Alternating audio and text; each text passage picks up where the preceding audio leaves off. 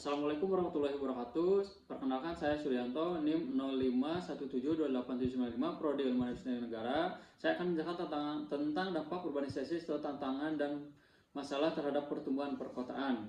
Urbanisasi merupakan pergeseran populasi penduduk dengan jumlah yang besar dari desa ke kota. Urbanisasi telah mendorong pertumbuhan ekonomi dan menciptakan peluang kerja bagi para pendatang. Namun di balik manfaat tersebut, urbanisasi juga memiliki dampak negatif terhadap kualitas hidup masyarakat.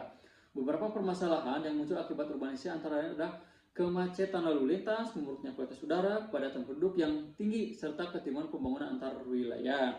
Bertambahnya jumlah penduduk juga meningkatkan kebutuhan akan lahan dan air bersih yang pada akhirnya mengancam keberadaan ruang terbuka hijau dan sumber daya alam lainnya. Dampak terhadap lingkungan, urbanisasi yang terus meningkat mendorong percepatan pembangunan infrastruktur untuk memenuhi berbagai kebutuhan kota. Namun proses pembangunan ini memberikan dampak signifikan terhadap kondisi lahan. Pembangunan material konstruksi seperti beton, aspal, dan batu bata memiliki karakteristik penyerapan serta pantulan energi yang berbeda dibandingkan dengan vegetasi atau lahan alami. Selain itu, urbanisasi yang tidak terkendali juga menimbulkan berbagai permasalahan lingkungan seperti pengolahan limbah padat yang semakin kompleks, serta penurunan kualitas udara dan air. Hal ini menjadi tantangan utama dalam perjalanan Indonesia menuju pembangunan berkelanjutan di kota metropolitan, membutuhkan pendekatan yang holistik, inovatif untuk mengatasinya.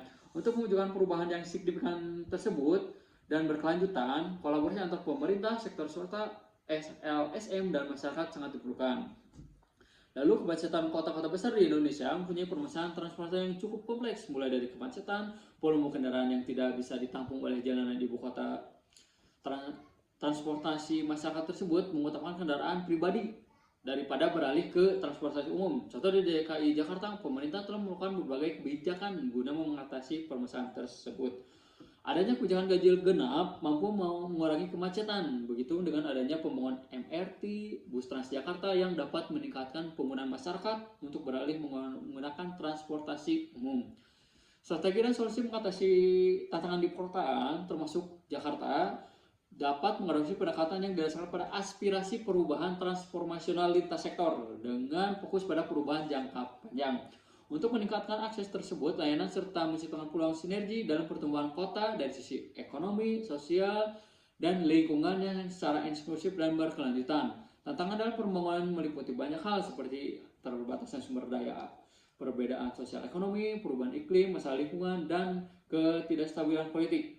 Untuk menghadapi tantangan tersebut diperlukan kolaborasi antar pemerintah, sektor swasta, dunia akademik, masyarakat, lembaga internasional, ditambah dengan perencanaan yang baik, kebijakan yang efektif, inovasi teknologi, serta partisipasi aktif dari masyarakat.